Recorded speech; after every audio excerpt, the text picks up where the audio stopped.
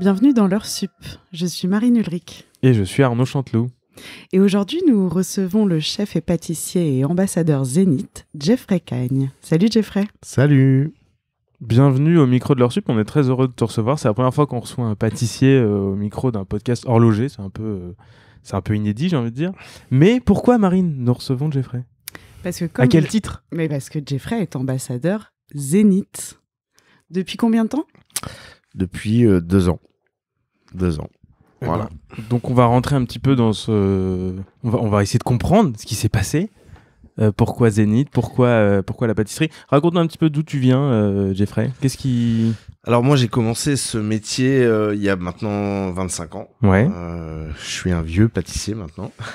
Ouais, mais on commence tôt en général, ce genre de métier. Alors on commence tôt parce que j'étais très bon élève à l'école.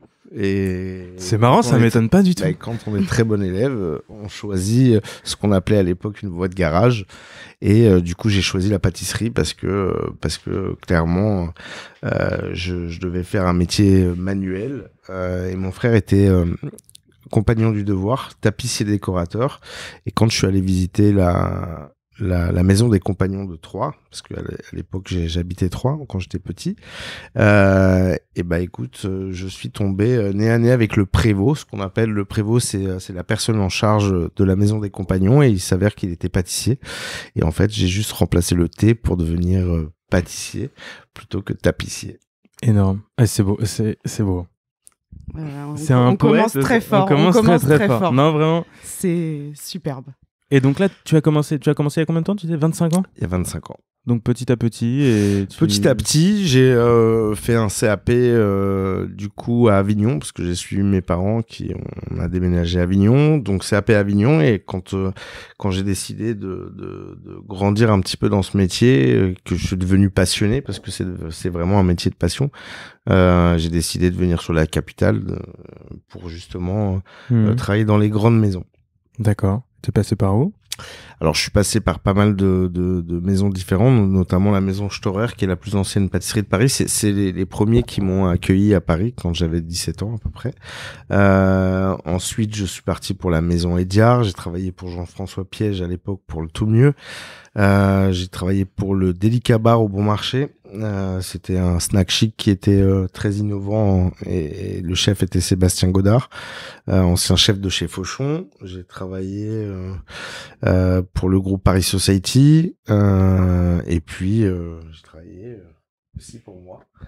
Voilà. Mais c'est ça, aujourd'hui tu voles de tes propres ailes. C'est ça, depuis 2 ans et demi réellement, parce que le projet, on l'a monté il y a 2 ans et demi, et j'ai ouvert il y a un peu plus de 2 ans. Ah ouais, seulement ?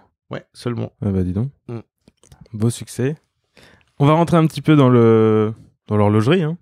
Ouais, qu'est-ce qui aujourd'hui, c'est pas forcément pour les gens qui nous écoutent, il n'y a pas beaucoup de pâtissiers ambassadeurs, même si la cuisine est un peu au cœur de toutes les industries. Qu'est-ce qui t'a rapproché de Zénith ? Comment s'est créée votre relation ? Toi, c'est déjà quelque chose qui t'anime depuis longtemps, l'horlogerie, ou...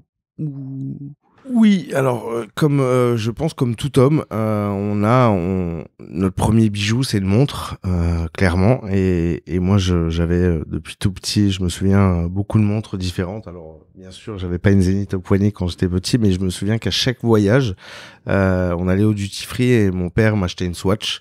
Donc j'ai eu T'as une collection de Swatch ? J'ai une collection que d'ailleurs je les ai plus, mais je crois que je les perdais à chaque année. Mais c'est pour ça qu'il est racheté. Et je me souviens très bien de même la première montre que m'a offert mon père pour mes 18 ans. Pour le coup, c'était une Breitling. Et en fait, c'est la montre, c'est non seulement un objet, ça donne l'heure bien entendu, mais en plus de ça, il y a un rapport au temps et aussi le lien fraternel qu'il peut y avoir avec notamment mon père, qui justement m'a offert cette montre, qui a offert une autre montre à mon grand frère, et je pense que j'en ferai autant pour mon fils. Il y a un sentiment de transmission pour toi ? Oui, c'est pas simplement une montre, et l'objet est un objet qui a une importance parce que c'est une transmission. Donc voilà, et puis en plus de ça, elle donne l'heure, ce qui est déjà pas mal. Donc tu fais partie des gens qui regardent l'heure sur leur montre et pas sur leur portable. Ouais, alors moi le problème c'est que j'enlève jamais ma montre. D'accord. Jamais, je dors avec. Justement, j'allais te demander si tu la portais quand tu travailles. Je la porte H24. Ah ouais. Je la porte H24. C'est pas très bon pour les montres de la porter H24. Ouais. Mais en attendant, bon, voilà, donc non, je regarde jamais l'heure sur mon téléphone parce que le téléphone, généralement, il est dans ma poche ou dans un coin du laboratoire. Mais par contre, ma montre ne me quitte jamais. Donc si elle n'est pas à l'heure, c'est compliqué, je serai en retard tout le temps. Finalement, Zenith, ils t'ont pris pour faire des tests de fiabilité, c'est ça? Je pense, mais en même temps, une montre, c'est fait pour être portée. Ouais, complètement. Donc, c'est le bonheur aussi de la. Ouais, et puis vraiment, je me sens nu si je la retire. J'ai toujours une montre au poignet, et du coup, en fait, c'est vrai que si je l'ai pas, et même la nuit, ça m'arrive de me réveiller au milieu de la nuit et de regarder l'heure. Du coup, tu vois, c'est tout le temps, même pour mes cuissons. Tu vois, quand je mets quelque chose au four, en fait, plutôt que de mettre un minuteur, je regarde sur ma montre. Le temps est très important dans notre métier, donc on est toujours en train de regarder l'horloge ou en tout cas. Et particulièrement en pâtisserie. Ouais. Bah, de toute façon, c'est simple, il y a 4-5 horloges dans le labo déjà, donc. Ah oui. Ouais, parce que c'est la cuisson d'une pâte à choux, d'une viennoiserie. C'est très précis. Hein. La précision de la pâtisserie, ça joue à 1 minute près, c'est soit trop cuit, soit pas assez. Donc tu vois, c'est le temps est ultra important. Ouais. Contrairement à la cuisine où là, c'est un petit peu plus. La cuisine, c'est différent. La cuisine, on travaille à l'instinct. En pâtisserie, c'est plus difficile de travailler à l'instinct. D'accord. Et donc. Allons vraiment dans le cœur du truc. Tu portes quoi chez Zenith en ce moment? Alors, je porte une Défi Skeleton. Ok. Voilà. Mais c'est pas un chrono alors? Non. Il faudrait peut-être un chrono. Hein. Oui, il faudrait peut-être un chrono, mais après, le chrono, tu le regardes. C'est vrai. Tu vois. T'es pas obligé de mettre. Attends, à chaque fois, je chronomètre pas au millimètre, tu vois. Et ça consiste en quoi, être ambassadeur pour une marque horlogère comme Zenith? Je pense c'est déjà de partager les mêmes valeurs. Moi, j'ai eu la chance déjà les équipes de Zenith en général, c'est presque devenu familial. Ça veut dire qu'on se côtoie et on devient amis. C'est une rencontre humaine, quoi. Déjà. C'est une rencontre humaine avant tout. Et en plus de ça, j'ai eu la chance d'aller à la manufacture et de découvrir tous ces humains passionnés de l'horlogerie, justement, de tout ce maillon. Pour monter une montre, en fait, je me suis rendu compte ce que c'était en fait le vrai travail qu'il y a derrière ce bijou. Et de la même manière, en fait, ça me rapproche à la même passion qu'il y a dans mon laboratoire. En fait, ça qui est fou, c'est que on a exactement la même manière de penser dans l'horlogerie ou dans la pâtisserie, parce qu'en fait, pour monter un dessert, il y a plusieurs étapes, et pour monter une montre, il y a plusieurs étapes, et si ces étapes sont pas respectées, clairement, soit la pâtisserie ne marchera pas, ça veut dire ne sera pas une bonne pâtisserie, ou en tout cas ne tiendra pas. Et de la même manière dans l'horlogerie, je pense que si on oublie une seule pièce ou qu'elle soit mal montée, la montre ne donne pas l'heure. Et ce sont des métiers de passion, de précision et artisanaux aussi. Et exactement. Je pense que pour le coup, rien ni aucun robot pourra remplacer. Non, c'est sûr. C'est sûr. Je pense que ce soit dans l'objet de la montre ou dans une pâtisserie, en fait, je pense que c'est comme une âme. Quelqu'un va apporter de soi-même à chaque monture de la montre, de la même manière que la pâtisserie. En fait, je pense que aujourd'hui, si on achète une montre type montre à quartz ou qui est fait en série industrielle, ça n'a pas du tout la même valeur qu'une montre type Zenith ou autre, une montre automatique. J'ai vu qu'avec Zenith, vous faisiez pas mal de choses. Voilà, vous faites des rencontres. Il y a aussi d'autres ambassadeurs Zenith dans d'autres domaines. Pour toi, c'est important de comme ça, de faire vivre, de partager ton expérience avec cette famille Zenith. Et à côté de ça, c'est quoi la plus belle expérience que tu as vécue avec la marque? Je pense que la plus belle expérience que j'ai vécue avec la marque, ça a été la visite de la manufacture. Ouais. Ça, c'est avant l'enregistrement du podcast, c'est pour ça. Ouais, c'est mais maintenant c'est le podcast. Ouais, c'est ça. Non, mais cette visite, elle était un peu particulière. Du coup, c'est vrai que j'en parle avec presque de l'émotion parce que j'ai découvert. Ouais, c'est marrant parce que on sent de l'émotion quand t'en parles. Non, mais c'était vraiment génial en fait.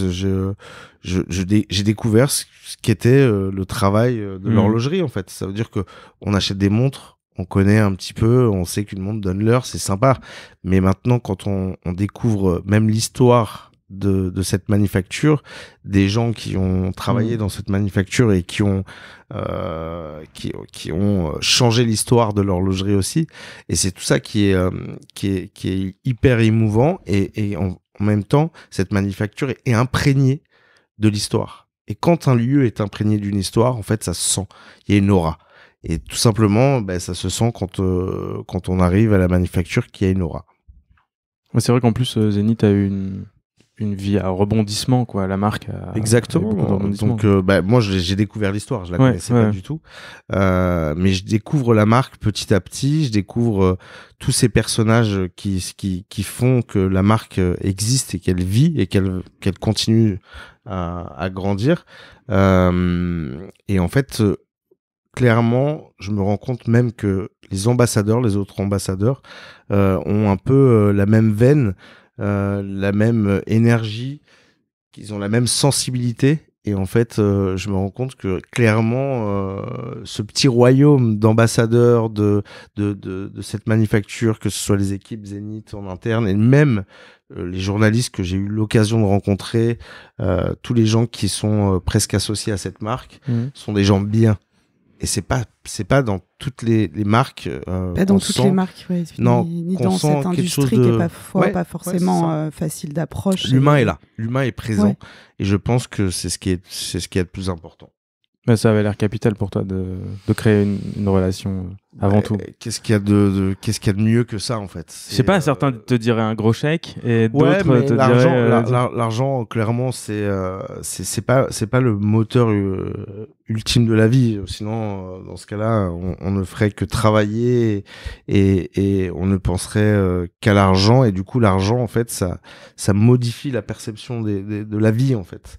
Moi c'est la famille en priorité, c'est les amis, c'est les rencontres, c'est l'échange, et de la même manière, c'est ce que je vis au quotidien dans mon laboratoire. Ça veut dire que j'ai des petits jeunes qui sont même issus de milieux difficiles, et en fait, mon but, c'est justement d'apporter ma philosophie et une certaine forme de psychologie, justement pour les accompagner pour leur futur. Donc, quand on part de là, est-ce que l'argent est important? Je suis pas si sûr. Il nous aide à vivre, à survivre, mais c'est pas ce qui compte le plus dans la vie.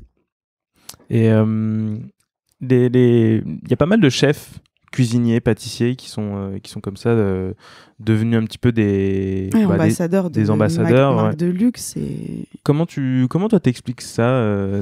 Comment tu vois ces rapprochements? Parce que c'est vrai, on parlait d'histoire. Traditionnellement, c'était plus des industries, l'aviation, l'automobile, qui se rapprochaient des marques de luxe et notamment de l'horlogerie. Aujourd'hui, on voit des artistes, des chefs, des pâtissiers.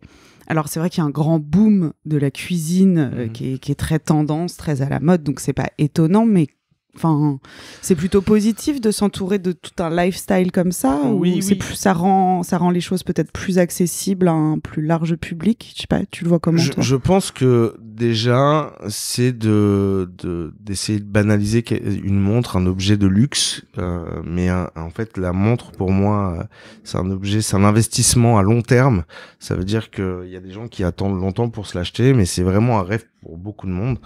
Et en fait, ça valorise aussi l'artisanat. Ça veut dire que on travaille avec les mains. Qu'est-ce qu'il y a Oui, c'est ce que je disais tout à l'heure. Poignet, c'est forcément on va y mettre une montre. Peu importe la marque. Après, quand on aime l'horlogerie, on n'est pas obligé d'acheter Zénith, mais quoique quand même. Hein. Mais je dirais. Acheter Zénith. Non, mais j'ai pas envie. En fait, c'est très difficile. Quand on est ambassadeur, on n'a pas non plus envie d'être un vendeur de montres. Moi, mon but, c'est pas ça. C'est pas d'être vendeur de montres. C'est d'apprendre encore à connaître davantage la marque et d'en parler honnêtement. Ça veut dire que c'est pas le but de toujours vouloir mettre toujours que cette marque en avant, même si c'est important pour moi. Mais il y a d'autres marques qui sont très belles. Maintenant, c'est vrai qu'aujourd'hui, je me dois. Ça veut dire que j'aurais pu très bien dire, ça fait 2 ans, on arrête, stop. On a l'impression, enfin, en tout cas, moi j'ai le sentiment que personne te forcera, quoi. Enfin, non. Et de la même manière, tu fais les choses par les autres collaborations. Ça veut dire que on fait des choix. Aujourd'hui, on peut me proposer des collaborations qui ne me plaisent pas, j'irai pas, même s'il y a un gros chèque au bout, parce que j'ai pas envie de vendre mon âme au diable sous prétexte de gagner plus d'argent. Et puis c'est mon image, c'est le travail de 25 ans acharné. Et je vais pas briser mon image pour un choix stratégique qui va durer peut-être 6 mois. Et puis après 6 mois, on me proposera plus jamais rien de ma carrière. Ma carrière n'est pas terminée. Donc si j'ai choisi Zénith, c'est aussi parce que déjà c'est une marque qui est magnifique, qui a une super histoire. L'histoire, moi, ça me parle. Et puis encore une fois, l'humain, quoi. Et quel détail tu privilégies dans le choix d'une montre? Qu'est-ce qui t'intéresse? C'est plutôt un petit côté un peu néo-vintage, Chronomaster Revival? Est-ce que là tu portes une défi très très actuelle? Qu'est-ce que tu vas privilégier? Je pense que la montre, c'est selon aussi le moment et tu vois, ton mood du moment. C'est-à-dire que une montre, c'est la continuité de comment tu t'habilles. C'est le choix d'une soirée qui va être différente. Tu vois, un mariage, tu vas peut-être porter une montre plus classique qui irait bien avec un costume. Au quotidien, tu vois, la défi, ça me va bien parce que c'est assez sport, tu vois, et en même temps casual et en même temps luxe, tu vois, il y a un truc qui passe partout.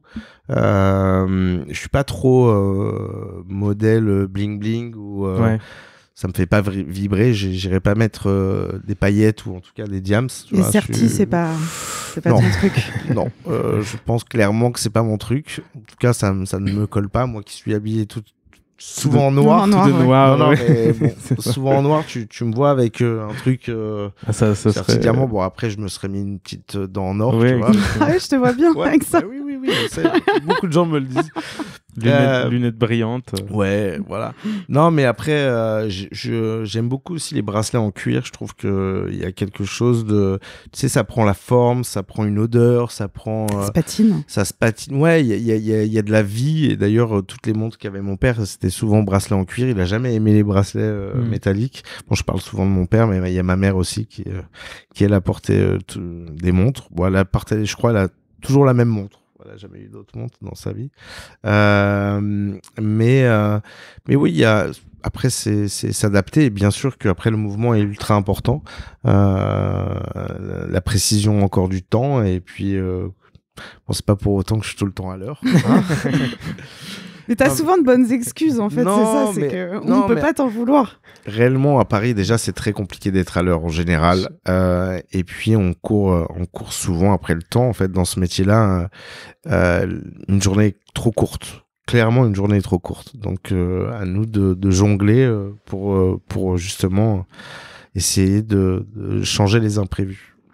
Alors, tu parlais de ta maman tout à l'heure. Moi, je lisais, il y a pas longtemps, je ne savais pas, que ton dessert préféré, c'était la tarte au citron et que tu la revisitais beaucoup parce que tu avais une histoire d'amour liée avec la tarte au citron et ta maman. Bah, on a tous une histoire d'amour avec sa maman déjà, hein. C'est notre premier amour et clairement c'était le dessert préféré de ma mère et du coup j'essaye de toujours changer ça en fait à chaque étape de ma vie, que ce soit dans des nouveaux boulots ou en tout cas dans des places que j'ai prises, j'ai toujours revisité, c'est le seul dessert que j'ai revisité en premier, c'est-à-dire que je prenais la tarte citron, je disais bon, il faut que je le mette au goût du jour pour le lieu. Tu vois, il y a eu Monsieur Bleu où j'ai fait une tarte citron un peu saugrenue. Il y a eu Storer où j'ai fait une tarte citron à base de yuzu, mais qui était dans une tarte citron assez classique. J'ai travaillé la tarte citron au Delica Bar différemment. Tu vois, dans chaque étape chez Tout Mieux avec Jean-François Piège, on l'avait mis à la brasserie à partager. Tu vois, un truc un peu spécial.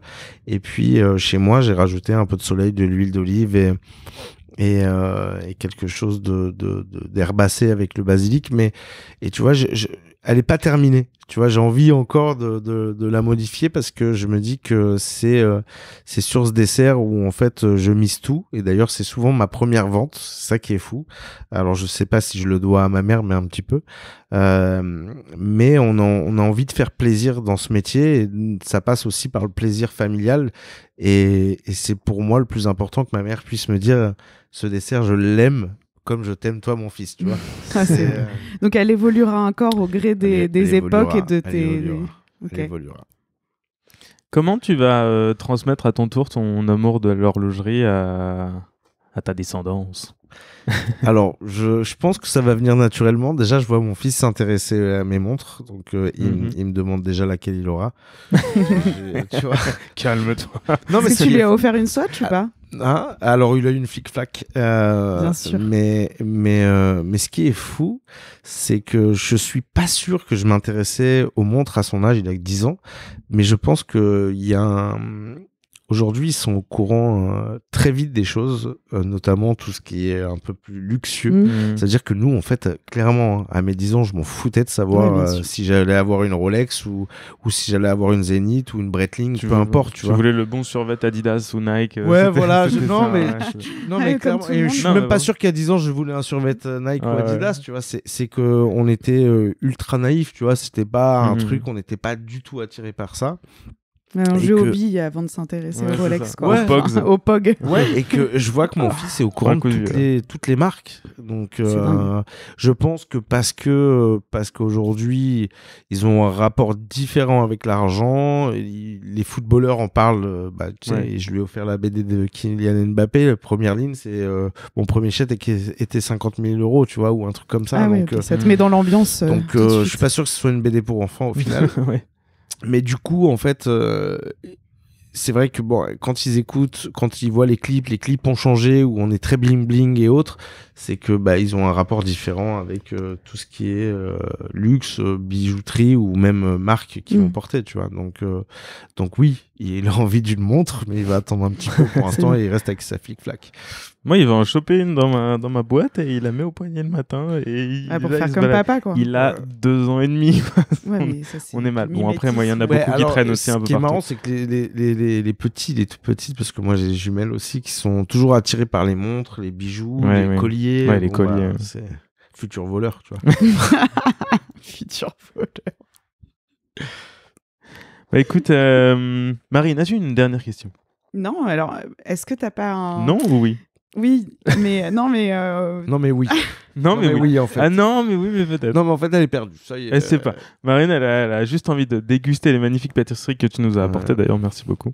Non, je voulais savoir, il y a pas une petite news que tu en exclus à savoir sur Zénith, sur. Ouais, vas-y, balance. Bah non, j'ai pas trop de news, tu sais.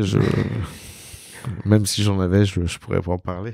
Une montre avec un gâteau en dessin dessus. Peut-être 15 jours. T'aimerais bien collaborer vraiment d'un point de vue design, être associé au travail, plus spécifiquement, au-delà de juste rapprocher l'horloge et la pâtisserie, mais vraiment dans un produit. Parce que là, aujourd'hui, c'est plutôt toi qui fais des pâtisseries qui ressemblent à Zénith, à des montres, à des logos, etc. Mais là, c'est peut-être l'inverse.